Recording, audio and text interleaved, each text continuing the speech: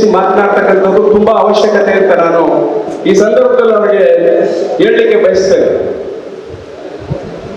ನಾನು ಯಾಕಪ್ಪ ಈ ಮಾತನ್ನು ಹೇಳ್ತಾ ಇದ್ದೀನಿ ಅಂತಂದ್ರೆ, ಜಗದೀಶ್ ಚೌಧರಿ ಅವರು ಅಧ್ಯಕ್ಷರಾಗಿ ಹೊಸದರಲ್ಲಿ ಹುಮ್ಮಸ್ಸಿನಲ್ಲಿ ಏನೋ ಅವರು ಏನೇನು ಮನಸ್ಸಿಗೆ ತೋರ್ತದೆ ಅದನ್ನೆಲ್ಲನೂ ಕೂಡ ಟೀಕೆ ಮಾಡೋದ್ರ ಮುಖಾಂತರ ಅವರು ಸಾರ್ವಜನಿಕವಾಗಿ ಸಂದೇಶವನ್ನ ಕಳಿಸಿದ್ದಾರೆ, ಮಾಧ್ಯಮಗಳ ಮುಖಾಂತರ ಮತ್ತೆ ಭಾಷಣದಲ್ಲಿ. ಯಾವುದೇ ಒಂದು ವಿರೋಧ ಪಕ್ಷ ಕೆಲಸ ಮಾಡಬೇಕಾಗಿರ್ತಕ್ಕಂಥದ್ದು ಆಡಳಿತ ಪಕ್ಷದಲ್ಲಿ ಇರ್ತಕ್ಕಂಥ ಶಾಸಕರನ್ನಾಗ್ಲಿ ಆಡಳಿತ ಪಕ್ಷವನ್ನಾಗ್ಲಿ ಅವರ ನ್ಯೂನ್ಯತೆಗಳನ್ನ ಹೇಳಬೇಕು, ಆ ನ್ಯೂನ್ಯತೆಗಳನ್ನ ಅವ್ರು ಸರಿಪಡಿಸತಕ್ಕಂಥ ಕೆಲಸವನ್ನ ಅವ್ರು ಮಾಡ್ಕೊಬೇಕು. ಇನ್ನೊಬ್ಬರನ್ನ ಟೀಕೆ ಮಾಡಿ ನಾನು ಜನಮನ್ನಣೆಯನ್ನು ಪಡಿತೀನಿ ಅನ್ನೋದು ಅವರ ಭ್ರಮೆ. ಮಾತನಾಡ್ತಾ ಇರಬೇಕಾದ್ರೆ ಶಿವಕುಮಾರ ಸ್ವಾಮೀಜಿಯವರ ಪುತ್ಥಳಿ ನಿರ್ಮಾಣ ಕಾಮಗಾರಿಯ ಬಗ್ಗೆ ಅವರು ಮಾತನ್ನ ಆಡಿದರು. 2019ರಲ್ಲಿ ಕುಮಾರಸ್ವಾಮಿ ಅವರು ಮುಖ್ಯಮಂತ್ರಿ ಆಗಿದ್ದಂಥ ಸಂದರ್ಭದಲ್ಲಿ ಕಾಂಗ್ರೆಸ್ ಪಕ್ಷದ ಸಹಯೋಗದೊಂದಿಗೆ ಕೊಲಿಷನ್ ಗವರ್ನಮೆಂಟ್ ಇದ್ದಂತ ಸಂದರ್ಭದಲ್ಲಿ ಬಜೆಟ್ ನಲ್ಲಿ 25 ಕೋಟಿ ಅನುದಾನವನ್ನ ಘೋಷಣೆ ಮಾಡಿದ್ರು. ಶಿವಕುಮಾರ ಸ್ವಾಮೀಜಿಯವರ ಪುತ್ಥಳಿ ನಿರ್ಮಾಣ ಮಾಡಲಿಕ್ಕೆ ಅಂತ ಹೇಳಿ ಅವ್ರಿಗೆ ಇರ್ತಕ್ಕಂಥ ಇಚ್ಛಾಶಕ್ತಿ ಅದು. ಆ 25 ಕೋಟಿಯನ್ನು ಘೋಷಣೆಯನ್ನ ಮಾಡಲು ಅದರಂತೆ 12.5 ಕೋಟಿ ಹಣವನ್ನ ಅವರೇ ಬಿಡುಗಡೆಯನ್ನು ಕೂಡ ಮಾಡಿದ್ರು. 2019 ಜೂನ್ ಮತ್ತೆ ಮೇ ತಿಂಗಳಲ್ಲಿ, ಏಪ್ರಿಲ್ ಮೇ ಜೂನ್ ತಿಂಗಳಲ್ಲಿ ಸರ್ಕಾರ ಬಿದ್ದೋಯ್ತು. ಇಲ್ಲಿ ಸರ್ಕಾರ ಉದ್ಭವ ಆಯಿತು, ಇನ್ನೊಂದು ಬಿಜೆಪಿ ಸರ್ಕಾರ. ಅದು ಜನರ ಮನ್ನಣೆಯನ್ನ ಪಡೆದಂತ ಸರ್ಕಾರ ಅಲ್ಲ, ಉದ್ಭವ ಮಾಡ್ಕೊಂಡಂತ ಸರ್ಕಾರ. ಆ ಸಂದರ್ಭದಲ್ಲಿ ನಮ್ಮ ಸಮಾಜದ ಒಬ್ಬರು ಮುಖಂಡರು, KRDL ಅಧ್ಯಕ್ಷರಾಗಿದ್ದವರು ರುದ್ರೇಶಣ್ಣ ಅವರು, ಅವ್ರಿಗೆ ಆ ಇಚ್ಛಾಶಕ್ತಿ ಇತ್ತು, ಅವ್ರು ಕರ್ಕೊಂಡು ಬಂದು ಮುಖ್ಯಮಂತ್ರಿಗಳನ್ನ ಶಂಕುಸ್ಥಾಪನೆಯನ್ನ ಮಾಡಿಸಂತ ಕೆಲಸವನ್ನ ಮಾಡಿದ್ರು. ಆ ಸಂದರ್ಭದಲ್ಲಿ ಕುಮಾರಸ್ವಾಮಿ ಅವರು ಕೆಡ್ಡೆಸಿಗಾದ್ರು ಕರೀಲಿಲ್ಲ ಅವ್ರನ್ನ, ಯಾಕೆಂದ್ರೆ 25 ಕೋಟಿ ಘೋಷಣೆ ಮಾಡಿದಂಥದ್ದು ಕುಮಾರಸ್ವಾಮಿ ಅವರು. ಇವರು ಘೋಷಣೆಯನ್ನು ಮಾಡಿ ಇನ್ನು 2 ವರ್ಷದಲ್ಲಿ ಇದಕ್ಕೆ ತಗಿಲ್ತಕ್ಕಂಥ ಹಣವನ್ನ ಸುಮಾರು 80ರಿಂದ 85 ಕೋಟಿ ಹಣವನ್ನ ಎಸ್ಟಿಮೇಟ್ ಮಾಡಿದ್ರು. ಆ ಹಣ ಪೂರ್ತಿ ಹಣವನ್ನ ಬಿಡುಗಡೆ ಮಾಡಿ ಇನ್ನು 2 ವರ್ಷದಲ್ಲಿ ನಾವು ಉದ್ಘಾಟನೆಯನ್ನ ನಾನೇ ಮಾಡ್ತೀನಿ ಅಂತ ಯಡಿಯೂರಪ್ಪನವರು, ಸನ್ಮಾನ್ಯ ಯಡಿಯೂರಪ್ಪನವರು ಭಾಷಣ ಮಾಡಿ ಹೋದ್ರು. 3.25 ವರ್ಷ ಕರ್ನಾಟಕ ರಾಜ್ಯದಲ್ಲಿ ಬಿಜೆಪಿ ಸರ್ಕಾರ ಆಡಳಿತದಲ್ಲಿತ್ತು. 5 ಪೈಸೆ ಕೂಡ ಬಿಡುಗಡೆ ಮಾಡಲಿಲ್ಲ ಆ ಸಂದರ್ಭದಲ್ಲಿ. ಅವ್ರಿಗೆ ಇಡೀ ಶಿವಕುಮಾರ ಸ್ವಾಮೀಜಿಯವರ ಏನು ಅನುಯಾಯಿಗಳಿದ್ದಾರೆ, ಆ ಒಂದು ಸಮಾಜ ನಿಮ್ಮ ಪರವಾಗಿ 80ರಿಂದ 85% ನಿಮ್ಮ ಪರ ನಿಂತ ಸಮಾಜ. ಆ ಸಮಾಜಕ್ಕೆ ಮತ್ತೆ ಈ ನಾಡು ಕಂಡಂತ ಅಪ್ರತಿಮ ಶಿವಯೋಗಿಗಳು, ತ್ರಿವಿಧ ದಾಸೋಹಿಗಳು, ಅವ್ರಿಗೆ ನೀವು ಮಾಡಿದಂಥದ್ದು ಏನು ಅನ್ನೋದನ್ನ ನಾವು ಈ ಸಂದರ್ಭದಲ್ಲಿ ಪ್ರಶ್ನೆ ಮಾಡ್ಬೇಕಾಗ್ತದೆ. 125 ಕೋಟಿ ಹಣವನ್ನ ಬಿಡುಗಡೆ ಮಾಡಿದ್ರು. ಕಾಂಗ್ರೆಸ್ ಗವರ್ನಮೆಂಟ್ ಇವತ್ತು ಆ ಕೆಲಸವನ್ನ ತಡೆ ಹಿಡಿದಿದೆ ಅಂತ ಒಂದು ಮಾತನ್ನ ಜಗದೀಶ್ ಚೌಧರಿ ಅವರು ಭಾಷಣದಲ್ಲಿ ಹೇಳಿದ್ದಾರೆ. ಪೂರ್ಣ ಪ್ರಮಾಣದ ಮಾಹಿತಿಯನ್ನ ತಗೊಂಡು ಯಾವುದೇ ಒಂದು ವಿಚಾರವನ್ನ ಪ್ರಸ್ತಾಪ ಮಾಡಬೇಕಾದ್ರೆ ಸೂಕ್ಷ್ಮವಾಗಿರ್ತಕ್ಕಂಥ ವಿಚಾರಗಳನ್ನ, ಪೂರ್ಣ ಪ್ರಮಾಣದ ಮಾಹಿತಿಯನ್ನ ತಗೊಂಡು ಜಗದೀಶ್ ಚೌಧರಿ ಅವರೇ ದಯವಿಟ್ಟು ನೀವು ವೇದಿಕೆ ಮುಂದೆ ಮಾತನಾಡಿ. ಯಾಕಪ್ಪ ಈ ಮಾತನಾಡ್ತಿದ್ದೀನಿ ಅಂತಂದ್ರೆ, ಸುಳ್ಳು ಮಾಹಿತಿಯನ್ನ ಕೊಟ್ಟು ಒಂದು ಸಮಾಜಕ್ಕೆ ದಿಕ್ ತಪ್ಪಿಸಂತ ಕೆಲಸವನ್ನ ಮಾಡಬೇಡಿ. ನೀವೇನಾದ್ರೂ 125 ಕೋಟಿ ಹಣ ಬಿಡುಗಡೆ ಮಾಡಿರ್ತಕ್ಕಂಥ ದಾಖಲೆಯನ್ನ ಬಿಡುಗಡೆ ಮಾಡಿ ನೀವು ತಂದು ಅದನ್ನ ಜನಸಾಮಾನ್ಯರಿಗೆ ತೋರಿಸಿದ್ರೆ ನೀವ್ ಹೇಳಿದ ಕೆಲಸನ ನಾವು ಮಾಡಿಸ್ಕೊಂತೀವಿ. ಅದು ಬಿಟ್ಬಿಟ್ಟು ನೀವು ನಾನು 25,000 ಲೀಡ್ ಕೊಡ್ತೀನಿ, ನಾನು ಕೊಡ್ಲಿಲ್ಲ ಅಂತಂದ್ರೆ ವಾಚ್ಮನ್ ಆಗಿರ್ತೀರಿ, ನಿಮ್ ಮನೇಲಿ ಬಂದು ಅಂತಂದ್ರೆ ಅದು ಹಾಸ್ಯಾಸ್ಪದ ಆಗ್ತದೆ. ಹೆಂಗನ ಆಗ್ಲಿ 2 ಜೊತೆ ಬಟ್ಟೆನ ಅಡ್ವಾನ್ಸ್ ಆಗಿ ರೆಡಿ ಮಾಡ್ಕೊಂಡು ಇಟ್ಕೊಂಡಿದ್ದೀನಿ. ಹಾಗೆ ಶಾಸಕರ ಅಭಿವೃದ್ಧಿ ವಿಚಾರದಲ್ಲಿ ಮಾತಾಡಿದ್ದಾರೆ. 9 ತಿಂಗಳಲ್ಲಿ ಹೆಂಗೆ ನೀವು 869 ಕೋಟಿ ತಂದ್ರಿ? ಜನರು ಯಾರು ಗಟ್ರಿಲ್ಲ ಅಂತ. 6 ತಿಂಗಳು ಬೇಕು, 7 ತಿಂಗಳು ಬೇಕು ಒಂದು ಗ್ರಾಮ ಪಂಚಾಯತ್ ಚರಂಡಿ ಮಾಡ್ಸಕ್ ನಾವು. ನೀವು 9 ತಿಂಗಳಲ್ಲಿ 869 ಕೋಟಿ ಏನ್ ತಂದ್ರಿ ಅಂತ ಹೇಳಿ.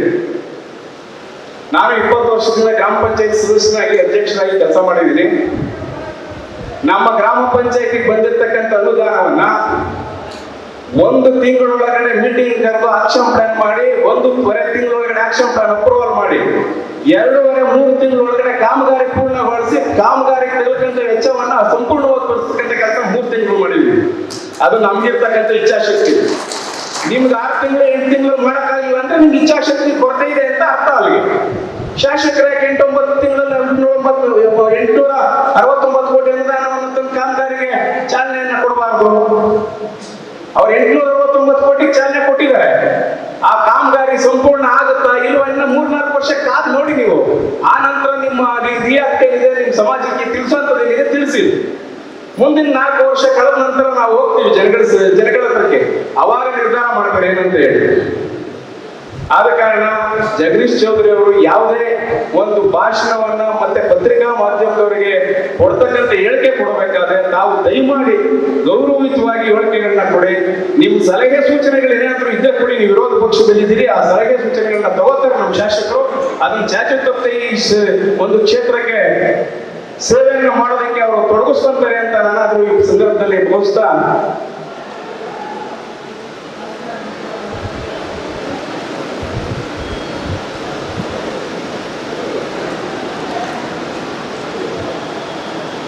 ಶಿವಕುಮಾರ ಸ್ವಾಮೀಜಿಯವರ ವಿಚಾರವಾಗಿ ನೀವು ಕೊಟ್ಟಿರ್ತಕ್ಕಂಥ ಹೇಳಿಕೆ, ವೀರಶೈವ ಸಮಾಜದಲ್ಲಿ ಯಾರೂ ಕೂಡ ದಡ್ರಿಲ್ಲ.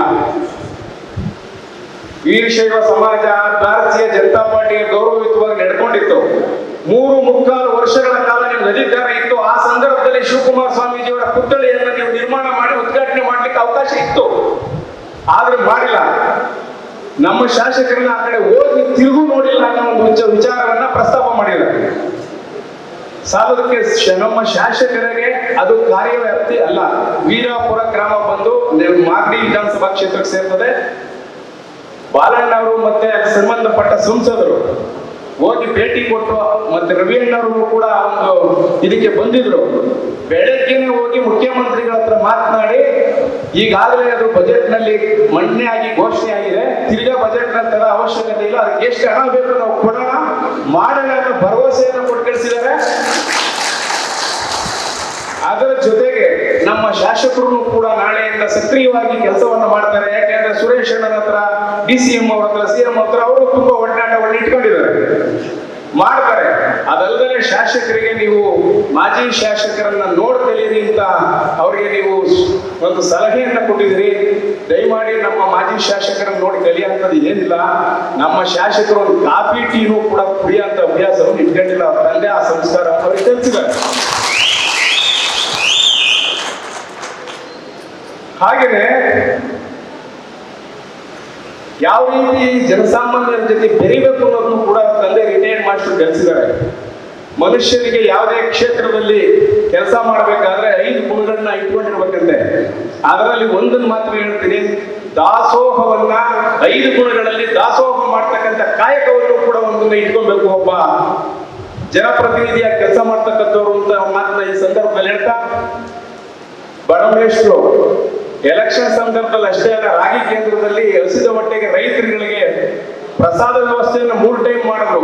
ಅದನ್ನು ಕಂಟಿನ್ಯೂ ಮಾಡ್ಕೊಂಡು ಬರ್ತಾ ಇದ್ದಾರೆ. ನಾನು ಇರೋ ತನಕನೂ ಅದನ್ನ ಮಾಡ್ತೀನಿ ಅನ್ನೋ ಉದ್ದೇಶವನ್ನು ಇಟ್ಕೊಂಡಿದ್ದಾರೆ. ಈ ಸಂಸ್ಕಾರವನ್ನ ಅವರು ರಿಟೈರ್ಡ್ ಮೇಷ್ಟ್ರು ಅವ್ರ ಮಗನಿಗೆ ಕಲಿಸಿದ್ದಾರೆ. ನಿಮ್ಮನ್ನು ನೋಡಿ ಕಲಿಬೇಕಾದ ಅವಶ್ಯಕತೆ ಇಲ್ಲ. ಸರ್ಕಾರಿ ಶಾಲೆಗಳಲ್ಲಿ ಬಡ ಮಕ್ಕಳು ವಿದ್ಯಾಭ್ಯಾಸವನ್ನು ಮಾಡ್ತಾ ಇದ್ದಾರೆ. 10 ವರ್ಷ ಶಾಸಕರಿಗೆ ಅವಕಾಶ ಕೊಟ್ಟಿದ್ರು, ಮಾಜಿ ಶಾಸಕರಿಗೆ ಈ ಕೆಲಸವನ್ನು ಮಾಡಲಿಲ್ಲ. ಅವರು ಪ್ರತಿ ವರ್ಷ ನೋಟ್ ಪುಸ್ತಕವನ್ನು ವಿತರಣೆ ಮಾಡತಕ್ಕಂಥ ಕಾಯಕದಲ್ಲಿ ಅವರು ತೊಡಗಿದ್ದಾರೆ. ಅದು ಅವರಿಗೆ ಕಲಿಸಿರ್ತಕ್ಕಂಥ ಸಂಸ್ಕಾರ ಅವ್ರ ತಂದೆ. ಇವತ್ತು ಆ ಸಂಸ್ಕಾರವನ್ನು ಉಳಿಸ್ಕೊಂಡು ಈ ಶಾಸಕರಾಗಿ ಸೇವೆ ಸಲ್ಲಿಸ್ತಾ ಇದ್ದಾರೆ. ನಿಮ್ಮಿಂದ ಯಾವ ಸಂಸ್ಕಾರವನ್ನು ಕಲಿಬೇಕಾಗಿಲ್ಲ. ನೀವು 12 ಗಂಟೆ ತನಕ ಎಲ್ಲಿರ್ತಿದ್ರೆ 12 ಗಂಟೆ ಮೇಲೆ ಎಲ್ಲೂ ಓದಿದ್ರೆ ಎಲ್ಲರೂ ಗೊತ್ತು. ನಿಮ್ಮ ವೈಯಕ್ತಿಕ ವಿಚಾರ ನಾವು ಚರ್ಚೆ ಮಾಡೋಂಥ ಅವಶ್ಯಕತೆ ಇಲ್ಲ. ಇವತ್ತು ನಮಗೊಂದು ಸದಾವಕಾಶ. ಚುನಾವಣೆ ನಾವು ಯಾರನ್ನೂ ಕೂಡ ನೆಗ್ಲೆಕ್ಟ್ ಮಾಡಬಾರ್ದು. ನೆಗ್ಲೆಕ್ಟ್ ಮಾಡುವಂತ ವಿಚಾರ ಅಲ್ಲ ಇದು.